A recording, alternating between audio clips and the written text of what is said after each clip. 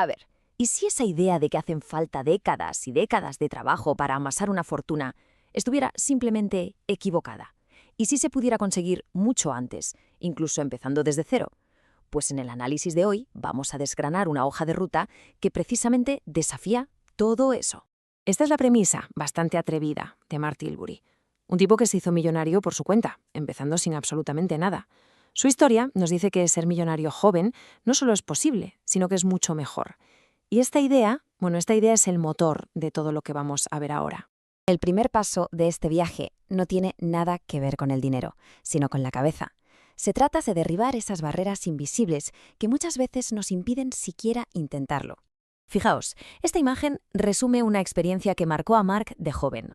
En el cole, una profesora le pidió que describiera la casa, el coche y el trabajo de sus sueños. Él, ni corto ni perezoso, escribió: mansión, Ferrari y dueño de un negocio.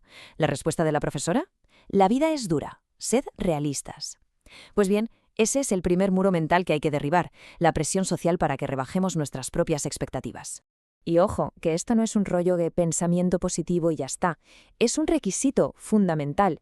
Si en el fondo no creemos que algo es posible, ¿de dónde vamos a sacar la energía para currar lo que haga falta? El primerísimo paso para crear riqueza es sencillamente creer que se puede conseguir. Entonces, ¿cómo rompemos ese ciclo? Mark propone 3 principios clave. Primero, mucho cuidado con a quién se escucha. Si alguien no ha conseguido lo que nosotros queremos, a lo mejor su consejo no es el mejor. Segundo, aprender a pensar desde distintos ángulos para sortear los problemas. Y tercero, y súper importante, salir de la zona de confort, porque es ahí, en la incomodidad, donde se crece de verdad. Vale, una vez que la mentalidad está en su sitio, llega la hora de la acción. Y aquí, la palabra riesgo cobra un significado completamente nuevo, sobre todo al principio de la vida profesional.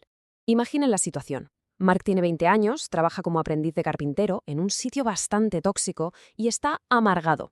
No tiene grandes responsabilidades, ni hipoteca, ni familia que mantener. La pregunta que se hizo a sí mismo fue el chispazo que lo cambió todo. Y esta fue su conclusión. Dejó el trabajo. Así, de golpe. Desde fuera podría parecer una locura, una decisión súper arriesgada, pero para él, el riesgo de verdad, el más grande de todos, era no hacer nada. Era quedarse atrapado en ese callejón sin salida para siempre. Y aquí está el punto clave. Cuando se es joven y se tienen pocas ataduras, no hacer nada puede ser mucho más peligroso que moverse. Asumir riesgos calculados como cambiar de curro, empezar un pequeño negocio por las tardes o buscar un sector que pague mejor es una de las palancas más potentes que existen para acelerar la creación de riqueza. Ganar más dinero es solo la mitad de la historia. El momento en el que todo cambia de verdad es cuando el dinero empieza a trabajar por sí solo. Y es aquí donde entra en juego la inversión. Esta historia es buenísima.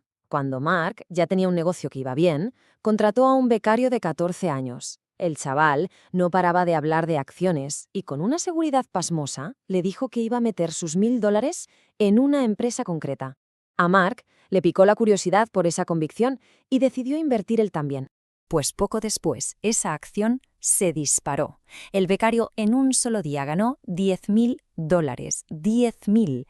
Esa experiencia le abrió los ojos a Mark. Vio el potencial increíble que tenía la inversión para generar riqueza de una forma que trabajando por horas es simplemente imposible. Pero ojo, la clave no es intentar dar el pelotazo, sino algo mucho menos emocionante pero infinitamente más efectivo, la constancia. Miren este estudio de Fidelity. Si un inversor se hubiera perdido solo los 5 mejores días de mercado de las últimas décadas, su rentabilidad se habría desplomado un 38%. Y si se hubiera perdido los 10 mejores, un 55%. El mensaje es demoledor. Lo importante es estar dentro a largo plazo, no intentar adivinar cuándo entrar y salir. Pero igual de rápido que se puede construir la riqueza, se puede perder. Y esta historia que viene ahora es un aviso muy serio sobre los peligros de la avaricia y de meterse en líos que no se entienden. Mark tenía un amigo que estaba en la lista de las 50 personas más ricas del Reino Unido. Daba unas fiestas alucinantes en su mansión. Un día le confesó que su fortuna no venía de su negocio, sino de un grupo de inversión que prometía rentabilidades loquísimas, 30, 40, hasta un 50% anual. El truco de esas ganancias era el apalancamiento, o sea, invertir con dinero prestado. Es como usar una palanca gigante. Funciona de maravilla si todo va bien, pero si algo falla, el golpe es brutal. El apalancamiento multiplica las ganancias, sí, pero también multiplica las pérdidas de una forma devastadora. Y claro, como se pueden imaginar, ese grupo de inversión colapsó. El amigo de Mark lo perdió absolutamente todo. La casa, el dinero, todo. Por culpa del apalancamiento, las deudas eran muchísimo más grandes que la inversión inicial.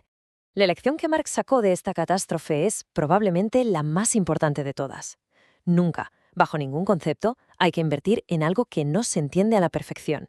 Después de todas estas lecciones, de los éxitos y de ver los fracasos de otros, Mark desarrolló una estrategia mucho más madura para construir y, sobre todo, para proteger su patrimonio. Vamos a ver cuál es su fórmula. Para la bolsa, su enfoque es la sencillez y la diversificación con la llamada cartera de 3 fondos. Es simple, invertir en 3 grandes cestas. Una que sigue todo el mercado de acciones de Estados Unidos para pillar el crecimiento, otra que sigue los mercados internacionales para no jugárselo todo un país, y una tercera de bonos, que da estabilidad. Y ya está, así de simple. Se reduce el riesgo al no poner todos los huevos en la misma cesta. Pero la diversificación no acaba ahí. Él también reparte su capital en otros activos que se mueven de forma distinta. Propiedades que le dan un alquiler, coches clásicos o relojes de lujo que pueden revalorizarse como objetos de colección. El objetivo, una vez más, es protegerse de la volatilidad de un único mercado. Y aquí viene el giro final, la pieza que lo une todo. Resulta que la diversificación no solo sirve para las inversiones, sino también para las fuentes de ingresos. Y así es como se ve en la vida real. Mark tiene tiendas físicas, una empresa de distribución, cobra por afiliados y publicidad, recibe dividendos de sus acciones y el alquiler de sus propiedades. Cada una de esas cosas es un pilar que sostiene toda su estructura financiera. Y con esto cerramos el círculo. A diferencia de su amigo, que se lo jugó todo a una sola carta, una carta opaca y que no entendía, esta fórmula se basa en la resistencia. La pregunta final que nos deja este análisis es para reflexionar. Si nuestra única fuente de ingresos fallara de repente, ¿sería nuestro futuro financiero realmente seguro?